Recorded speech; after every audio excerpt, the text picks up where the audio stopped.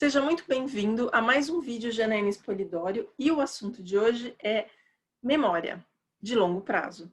Eu fiz anteriormente um vídeo sobre memória de curto prazo, na verdade memória em geral, e me aprofundei na memória de curto prazo e várias pessoas entraram em contato para eu falar um pouquinho mais sobre as memórias de longo prazo. Aqui estou eu, portanto, falando sobre elas. Para poder ajudar no vídeo, como sempre, eu preparei uma apresentação, porque assim você pode pegar aí o seu caderninho de anotação, que eu sei muito bem que tem gente que faz isso. Com razão, viu, gente? Porque é muito melhor você anotar num local do que tirar uma foto. A foto ela não vai garantir que você retenha na memória o meu vídeo, mas um caderno de anotação, um rascunho para depois você passar limpo, com certeza vai fazer toda a diferença na sua formação e na sua aprendizagem em neuroeducação. Como nós vamos falar de memória de longo prazo e aprendizagem, então eu trouxe aqui para vocês uma recordaçãozinha do vídeo anterior bem rápida, só para quem perdeu, mas daí quem perdeu pode olhar ali no vídeo anterior, que eu vou deixar no final desse vídeo o link, e vai poder saber um pouquinho mais sobre as memórias de curto prazo. Em relação à memória e o cérebro, lembrando que a memória uma definição para a memória seria a aquisição da aprendizagem. Portanto, é de vital importância que nós, da área da educação, saibamos o que é a memória, como ela se divide e como você pode tirar proveito deste item valiosíssimo que nós temos no nosso corpo. A memória, gente, ela é dividida em dois tipos principais, que é a curto prazo e a longo prazo. No curto prazo, nós temos duas memórias aí para trabalhar, que é a sensorial, que é a memória de contato, né? Aquela que o corpo entra em contato com a aprendizagem e envia para o cérebro a mensagem. E temos a memória de trabalho, que é aquela que eu expliquei, eu vou dar uma retomada em uma das explicações hoje também, que é operacional. Então, essa memória, ela trabalha ali como se fosse um gancho, então ela puxa as memórias sensoriais, ela puxa as memórias de longo prazo e consegue trabalhar ali com uma limitação de tempo e de capacidade, que eu mencionei lá no vídeo anterior. E a memória de longo prazo, nós temos também dois tipos principais com subdivisões, que são a implícita e a explícita. Nós vamos começar falando um pouquinho da memória implícita. Gente, memória implícita é a mesma coisa que memória não declarativa. E nós temos aí algumas formas dessa memória acontecer. Ela acontece, essas memórias de longo prazo podem acontecer em diferentes partes do cérebro. No vídeo anterior, eu só trabalhei com a de lobo temporal, mas pode acontecer na amígdala, tem outros locais ali no nosso cérebro que pode acontecer. Bom, memória prime. A memória prime é aquela que faz a gente projetar, montar cenários. Então, ela é quando você tem exposição a um estímulo e consegue resgatar outro. O exemplo aqui, eu resolvi dar um exemplo didático, que no caso é esse material que eu já tinha apresentado no vídeo de memória, mas ele é fantástico, então assim, eu não tenho como não colocar ele aqui. E eu vou dar para vocês um exemplo prático de como eu faço dentro da atividade pedagógica para resgatar a memória priming.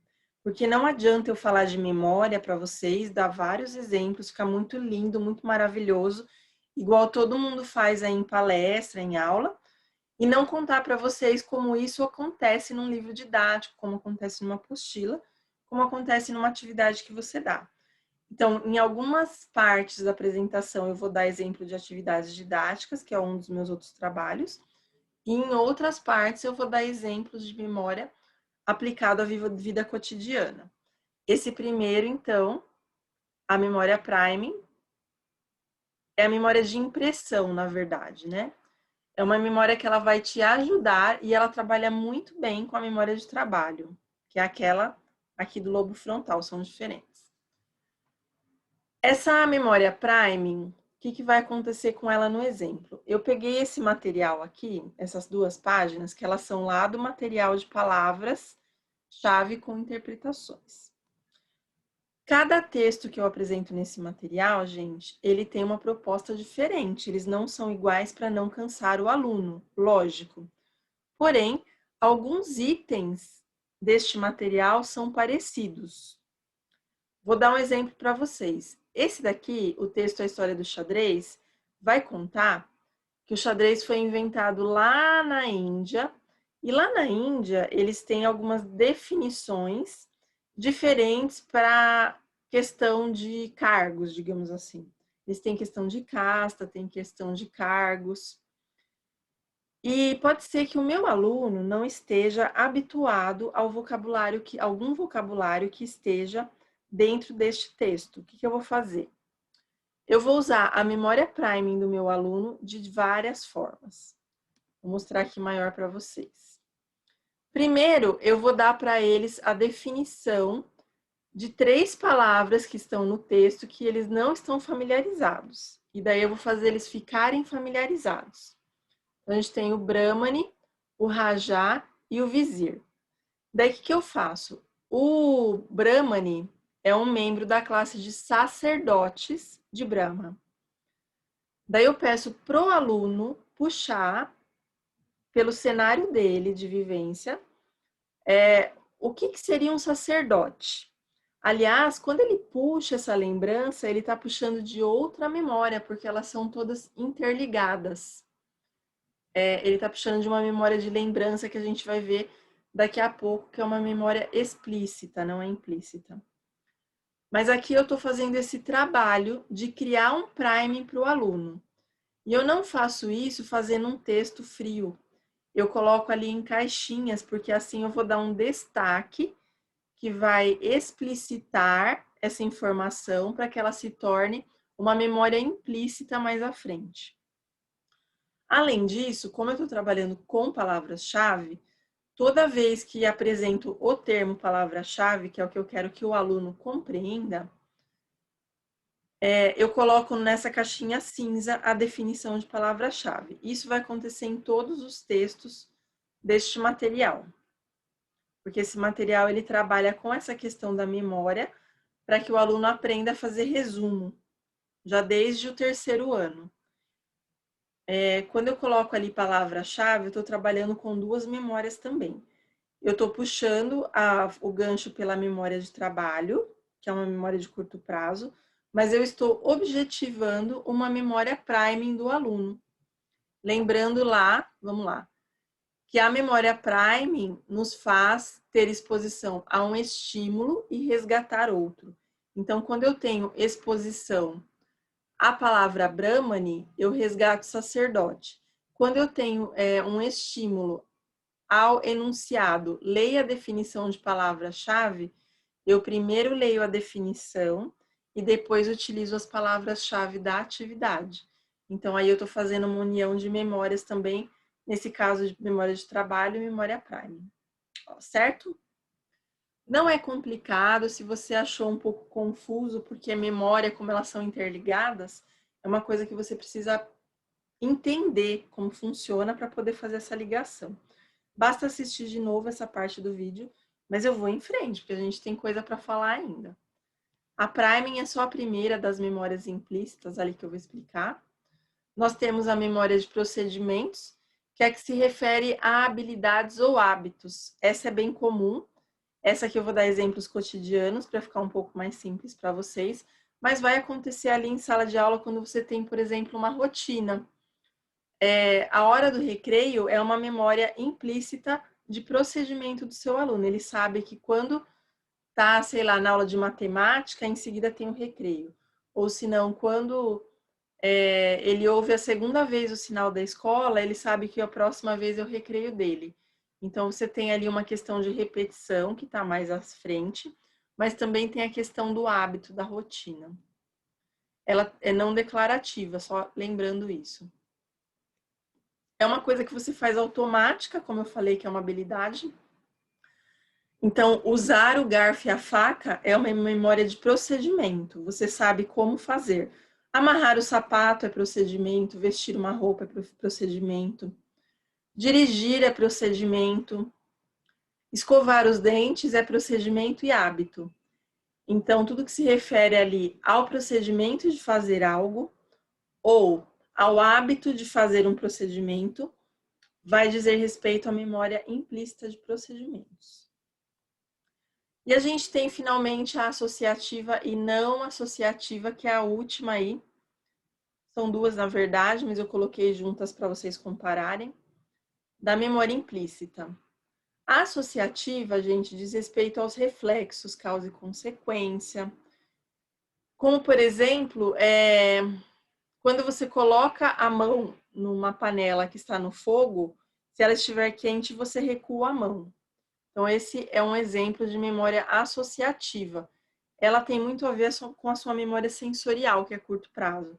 Então, logo que você toca em algo quente, o seu corpo reconhece, que ele associa com quente, com a sensação, e você retira a mão.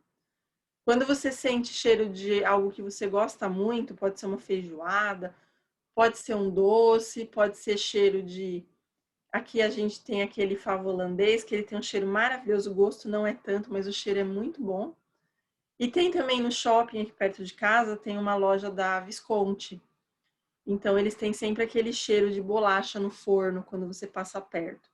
Aquilo já aguça o sentido e começa a salivar, né?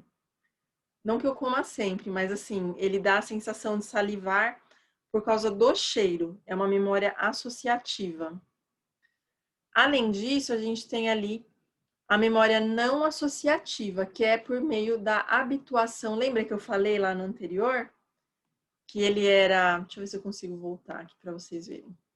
Sobre os hábitos do procedimento. Então, a não associativa também diz respeito ao hábito, mas de uma maneira diferente. Elas são interligadas também, como eu falei, as memórias são interligadas. E aqui no caso eu coloquei o exemplo de um cachorro latindo. Quando um cachorro late, nem sempre quer dizer que você estará em perigo. Então você começa a ouvir aquele som e começa a não associar mais ao perigo. Com o tempo você vai se acostumando ali. A mesma coisa quando, por exemplo, você está em sala de aula e determinado horário passa uma turma meio bagunçando, assim, sempre naquele horário. E no começo os alunos eles começam a prestar atenção, eles fazem essa associação do barulho, porque esse barulho bate na sensação e volta num reflexo, que é a associativa. Com o tempo, com esse hábito das crianças passarem ali, o que vai acontecer? Aquilo vai se tornar comum, repetitivo. E a criança, né, a pessoa que estiver ouvindo, vai passar a não prestar atenção quando acontece esse mesmo barulho todos os dias, porque não interessa mais, o corpo não tem mais o reflexo. Então, ela é não associativa. Em relação a essas memórias ainda, eu gostaria de ressaltar que a memória associativa tem uma coisa interessante. Ela é ligada àquela ideia do Ivan Pavlov, que vocês devem ter visto em pedagogia, que é do behaviorismo, né? A coisa ali do comportamentalismo.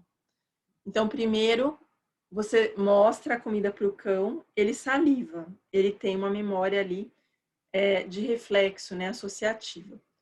Daí, num segundo momento, você bate um sino, ele não faz nada, nem se mexe.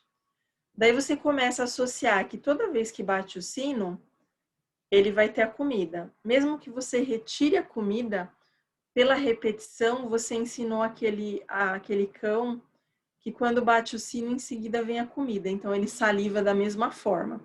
É um condicionamento aí de comportamento. Então, isso faz parte da memória associativa.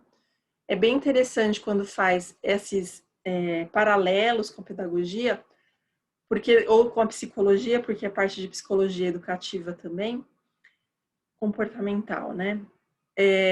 Porque daí você percebe como uma coisa é ligada na outra. A memória é ligada na aprendizagem, que é ligada na psicologia, que é ligado no modo como você faz a sua aula. Então, você pode utilizar todos os estímulos ali em volta para poder criar memórias associativas, não associativas, de priming, de procedimentos. Você faz, mas não sabe nomear. É importante que você saiba nomear para você aumentar o seu valor de mercado. Um profissional que é consciente do que ele faz, ele vale mais no mercado aí trabalhista, né? É um mercado que a gente tem de empregos. Vamos voltar lá para a apresentação. Bom, vimos aí a associativa. E no caso da não associativa, lembra que eu falei que era da habituação? Eu tenho uma coleção no site da loja, como a não associativa é pela repetição, eu resolvi fazer a coleção atividades de fixação. Sabe aquela questão que o aluno, às vezes você dá uma vez, e daí quando você vai ver dali 2 meses, ele esqueceu. Porque você deu uma vez só. Você não utilizou essa memória não associativa do seu aluno. Conforme você dá muito uma coisa, ele começa a associar. Um exemplo bastante claro disso são os números. Quando você trabalha com números, que é uma coisa frequente na escola, aos poucos esse aluno vai criando memórias não associativas. Então, quando ele vir o número 100, ele vai saber que vale uma centena. Ele vai começar a atribuir um valor posicional por causa da repetição de estímulos que você deu para ele. Então, aí a gente tem uma memória não associativa, que ela é automática, né? Essa é a grande questão aí. São vários títulos na loja, acho que tem uns 15 títulos essa coleção. Tem de todas as séries, alguns têm BNCC, como vocês estão vendo aí no valor posicional. Outros são mais simples, como de palavras lacunadas, mas tem sílaba tônica, tem ideia central do texto. Tem uma porção de materiais desses que são ótimos para treinar a memória não associativa. E como ela é uma memória de longo prazo, vai trazer também resultados a longo prazo na aprendizagem da criança. Essa é aquela memória que dificilmente seu aluno vai esquecer, porque ele foi tão treinado para ter ela que se tornou uma habituação. Entende? Quando ele vir de novo isso, ele vai imediatamente puxar ali o gancho da memória de trabalho e resgatar esse conhecimento não associativo. Então, vocês veem aí como é importante a pessoa que elabora a atividade ter consciência de algumas coisas de neuroeducação. E vamos para a memória explícita, que é a outra. Estávamos até agora falando de memória implícita, agora entramos na explícita, ou declarativa. Ela pode ser de 2 tipos. A semântica, que diz respeito aos fatos. Aqui, gente, eu usei a mesma imagem, porque assim eu posso dar exemplos diferentes com o mesmo tema. Vocês vão entender melhor dessa forma, eu acredito. A memória semântica, ela diz respeito ao fato. Então, quando eu olho esta imagem na memória semântica, eu sei que de dia está claro, de noite está escuro. Eu atribuo qualidades aos fatos ali. Ou senão, eu sei que a capital de São Paulo é São Paulo, entendeu? Esse tipo de coisa. Você faz associações, mas factuais, elas são de informação. A banana é amarela, é uma memória explícita semântica que eu tenho. Toda vez que eu vejo uma banana, eu já associo a cor amarela. Então, eu tenho uma associação ali, de certa forma, mais presa nos fatos, né? E a episódica diz respeito aos eventos. Então, de repente, num dia de sol, eu conheci uma amiga muito importante da minha vida.